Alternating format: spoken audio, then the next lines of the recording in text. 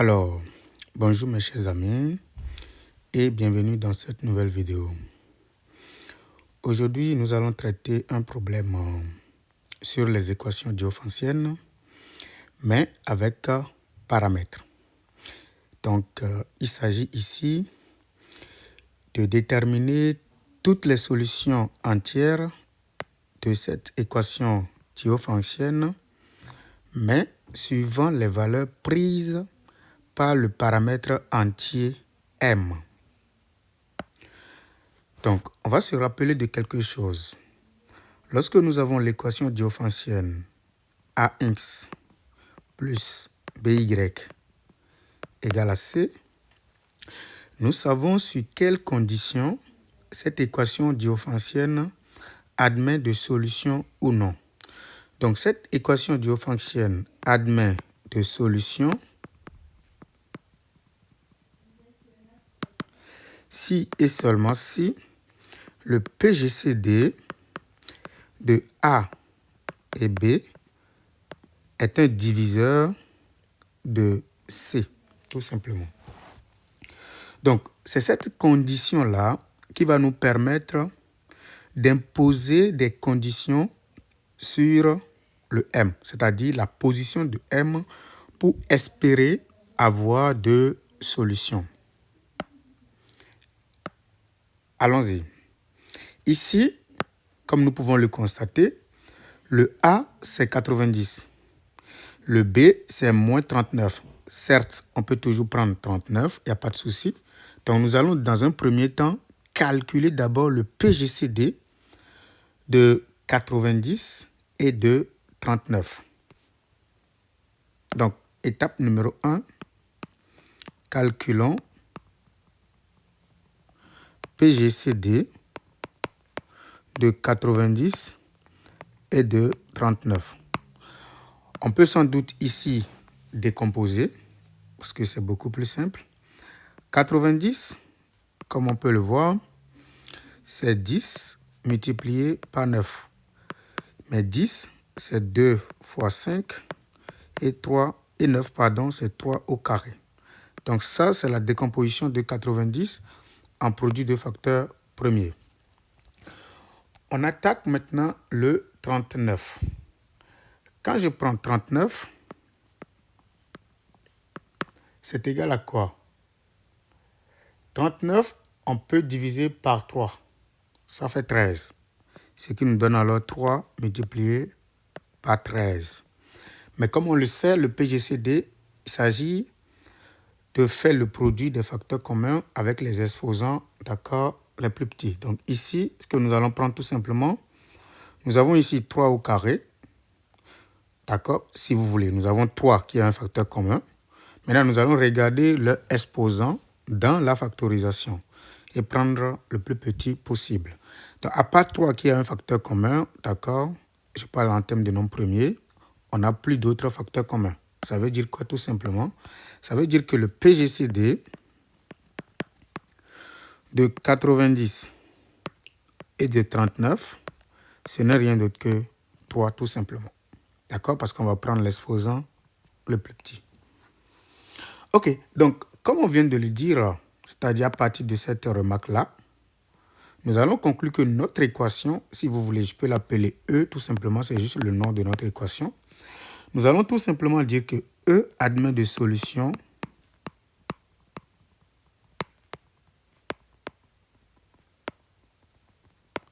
si et seulement si 3 est un diviseur, c'est-à-dire le PGCD, est un diviseur de tout ce machin-là. M au cube plus 5m carré plus m plus 5. Voilà la condition pour avoir deux solutions. Et donc, pour ce faire, nous allons d'abord chercher pour quelle valeur de m nous avons 3 qui divisent tout ceci.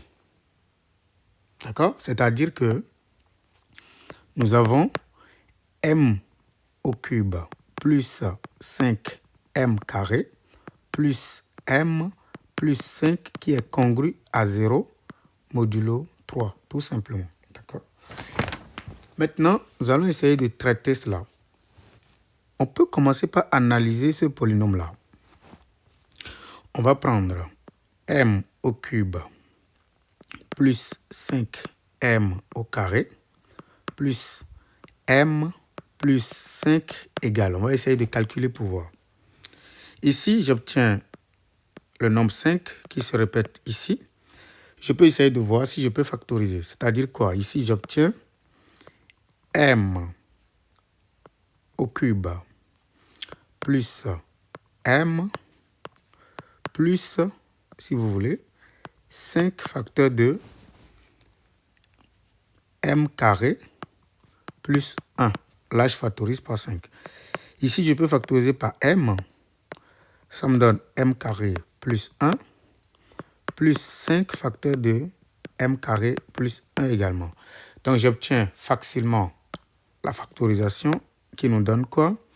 Qui nous donne m au carré plus 1 facteur de m plus 5 tout simplement. Donc, nous allons essayer de voir, puisque nous voulons voir pour quelle valeur de m nous avons tout ceci qui est congru à 0 modulo 3. Nous pouvons essayer de travailler, d'accord, dans la congruence, d'accord, suivant le reste de la division euclidienne de m par 3. Quand nous prenons m, soit il est congru à 0 modulo 3, soit il est congru, disons, à 1 modulo 3, soit il est congru à 2 modulo 3. Donc, si on regarde le premier cas, c'est-à-dire m congru à 0 modulo 3, qu'est-ce qui se passe? Nous pouvons essayer de calculer ceci. Dans ces conditions-là, on remarque que m plus 5 est congru à 2 modulo 3. D'accord? Parce que je fais la somme. Quand je fais la somme, j'obtiens m plus 5 qui est normalement congru à 5 modulo 3. D'accord? Mais 5 lui-même est congru à 2 modulo 3. Et quand nous prenons m carré plus 1, lui, il est tout simplement congru à 1 modulo 3. Et donc, quand on fait le produit, on remarque que ceci, m carré plus 1, facteur de m plus 5, est congru à 2 modulo 3. Tout de suite, on peut quand même conclure que si m est dans ce machin, c'est-à-dire dans cet ensemble, c'est-à-dire si m est un multiple de 3, on voit que ceci n'est pas un multiple de 3. Ça veut dire que dans ce cas-là, l'équation proposée n'aura pas de solution. Vous voyez, donc on connaît en même temps la solution. L'ensemble solution, c'est l'ensemble vide. D'accord? Dans ce cas-ci. Deuxième cas. Nous allons maintenant rester dans le cas où m va être congru à 1 modulo 3. Dans ce cas-ci, nous allons regarder toujours m plus 5. Donc, si je fais la somme, ça me donne 6. Et donc, ça va être congru à 0 modulo 3. Donc, quand on fait le produit, naturellement, je n'ai pas besoin de calculer le second d'abord avant de savoir que le produit va être égal à 0. Donc, ici, le m carré plus 1, facteur de m plus, disons, 5 est congru à 0 modulo 3.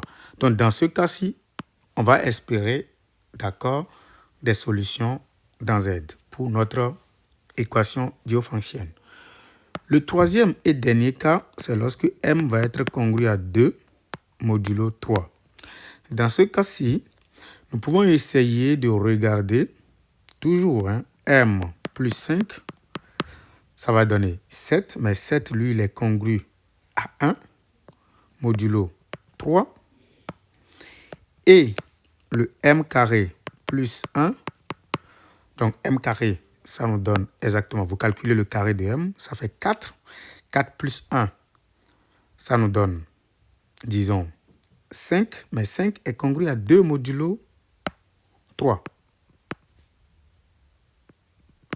Et donc, le produit, parce que ce n'est pas 0, je dois calculer correctement le produit ici pour voir si ça me donne. Donc, le produit est congru à 2 modulo 3. Donc, dans ce cas-ci aussi, on constate que l'équation diophantienne de départ, il ne faut pas confondre les choses, ne peut pas avoir de solution dans ce cas. Donc, je vais résumer en disant que si nous sommes dans le premier cas ou dans le deuxième cas, on n'a pas du tout de solution. Donc, je vais récapituler en disant que, premièrement,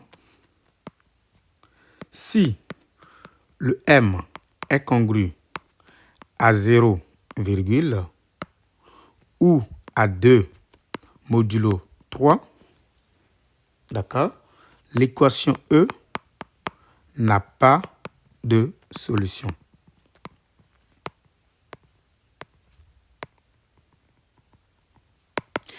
Maintenant, dans le cas où m est maintenant congru à 1 modulo 3, voilà, l'équation E admet de solution. Admet de solution. Et maintenant, dans ce cas, on peut chercher à déterminer ces solutions-là. OK. Allons-y. Nous revenons toujours à notre système, à notre équation diophantienne. C'est ceci. Nous avons 90 x moins 39 y égale à m au carré. Je peux garder la forme factorisée, pas de souci, c'est la même chose. Donc, puisque nous savons que le PGCD est égal à 3, nous pouvons diviser le tout par 3. Parce que nous savons que dans ce cas aussi, ce que nous voyons ici, c'est un multiple de 3. Il n'y a pas de souci, c'est ça qu'on vient de faire. Donc, on peut diviser par 3 sans problème. Donc, quand on divise ceci par 3, qu'est-ce qu'on obtient? On obtient 30 x moins. Quand on fait 39 divisé par 3, on obtient 13 égale à m carré plus 1 facteur de m plus 5, le tout divisé par 3. Donc, c'est ce problème-là que nous allons maintenant traiter.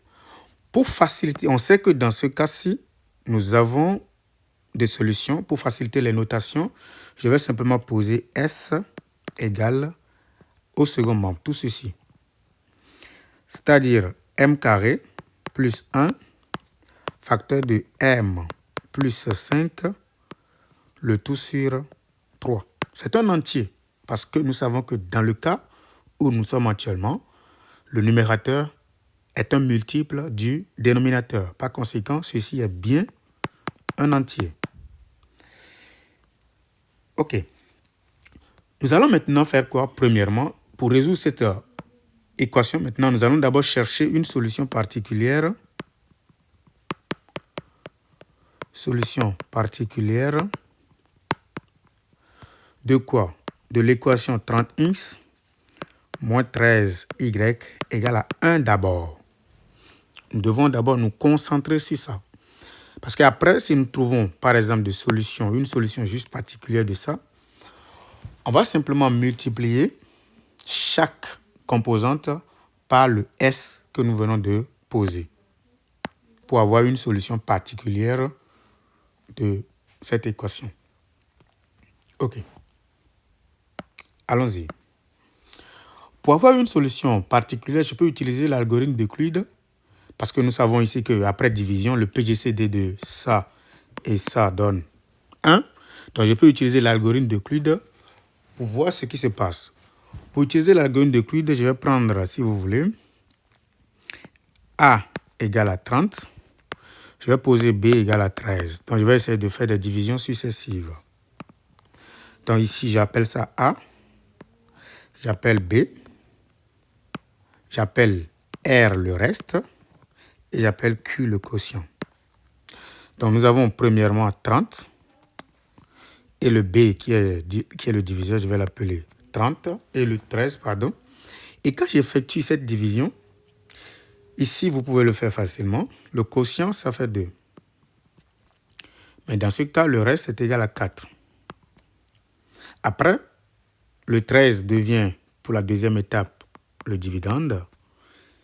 Et le 4 devient le diviseur. Mais quand je calcule ça, je constate ici que le quotient, c'est égal à 3. Parce que quand on fait 13 divisé par 4, vous voyez, le quotient, ça fait 3. Et donc, le reste ici, c'est égal à 1.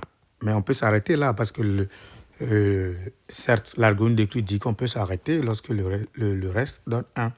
Par conséquent, comme c'est un reste, celui-là, on peut l'écrire. Ça fait alors dividende, c'est-à-dire 13 moins diviseur fois quotient. Donc, on passe à la première, sinon oui, la première colonne de la division. On passe à ça, on remplace maintenant 4, qui est le nouveau quotient, et le nouveau reste, pardon, par 13 et par 30 moins 13 fois 2. Je le remplace parce que je vais retrouver l'identité de Bézout. Ça me donne 13 moins, entre parenthèses. À la place de 4, je maintiens 13 et 30 moins 13 fois 2. Le tout multiplié par 3. Mais ceci, c'est quoi? Ça fait 13 moins 30 fois 3. Je ne calcule pas ça. Moins 1 fois moins 1, ça fait plus. 13 multiplié par 6. Parce que 2 fois 3, ça fait 6. D'accord? Ici, maintenant, qu'est-ce que je fais? Je factorise. Ça fait 13 multiplié par 7 moins 30 multiplié par 3. Donc, je fais en sorte que je vais essayer de retrouver, puisque notre équation, c'est plutôt 30 fois quelque chose, moins 13 fois quelque chose. Donc, je vais me mettre en facteur 30 multiplié par moins 3, moins maintenant 13 multiplié par moins 7. C'est ça qui vaut 1. Donc, une solution particulière ici, c'est le couple moins 3, moins 7. Donc, ça veut dire quoi? Une solution particulière maintenant. Une solution particulière de E, c'est-à-dire de notre équation initiale, il suffit maintenant de multiplier chaque composante par S, comme on l'a dit. Donc, si je multiplie par S, j'obtiens le couple moins 3 fois S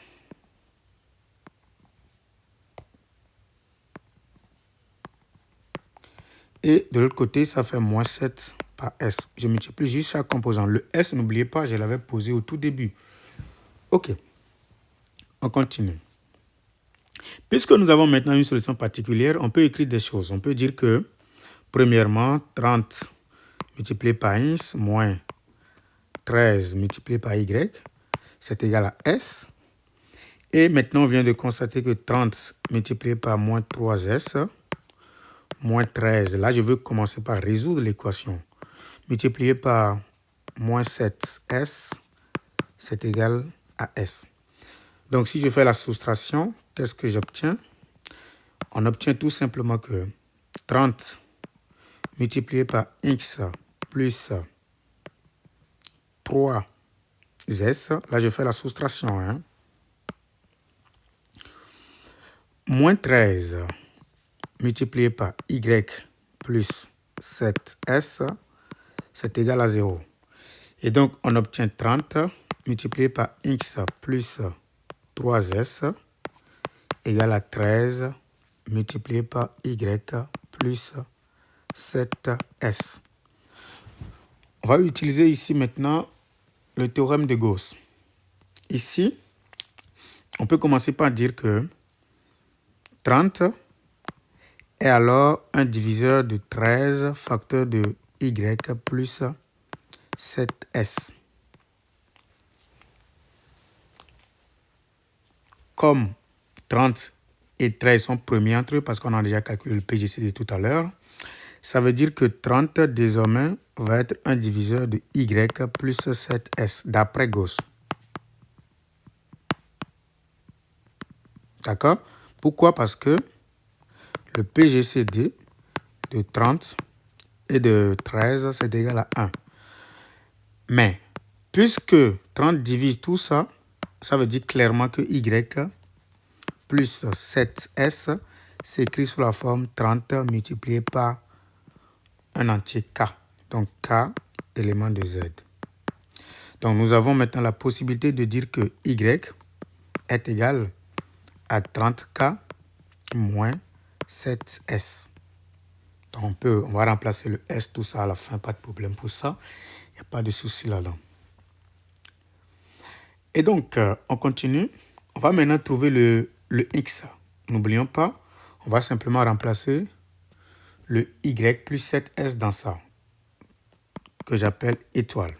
Donc, dans étoile, on va reporter le Y plus S, qui n'est rien d'autre que 30K. On obtient 30 facteurs de X plus 3S égale à 13 facteurs de 30K tout simplement. Et donc ici, j'obtiens que X plus 3S n'est rien d'autre que 13 multiplié par K, parce qu'on peut simplifier les 30. Ce qui veut dire que X désormais, ce n'est rien d'autre que 13K moins 3S. Conclusion, la solution générale de notre équation diophantienne, c'est exactement 13K moins 3S. Et de l'autre côté, nous avons 30K moins 7S avec K élément de Z. Attention, le M n'est pas quelconque. Le M doit être congru. Donc, c'est dans le cas où M est congru à 1 modulo 3. Donc, si vous voulez, on peut remplacer maintenant tout là-dedans. On obtient clairement 13K moins 3S, puisque le S, il y a 3 au dénominateur. Ça se simplifie. Et donc, j'obtiens moins M carré plus 1, facteur de M plus 5, virgule, 30K moins 7 sur 3, facteur de M carré plus 1, facteur de M plus 5 tout simplement. Donc, ça, c'est la solution générale avec K un entier. Et tout ceci est fait dans le cas où M est congru à 1 modulo 3. Un petit commentaire. Ce n'est pas parce que vous avez 7 sur 3 ici que vous allez penser que tout ceci n'est pas un entier.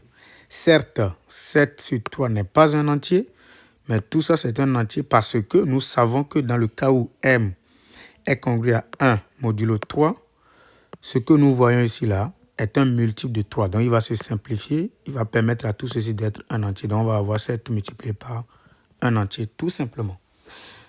Dans le cas où M est congru à 0 ou à 2 modulo 3, on a déjà démontré que l'équation n'a pas de solution. Donc, c'est la fin de cette vidéo. Surtout, n'hésitez pas à aimer la vidéo. C'est très important pour YouTube. Sinon, YouTube ne va pas proposer la vidéo à d'autres personnes. Merci beaucoup d'avoir regardé cette vidéo.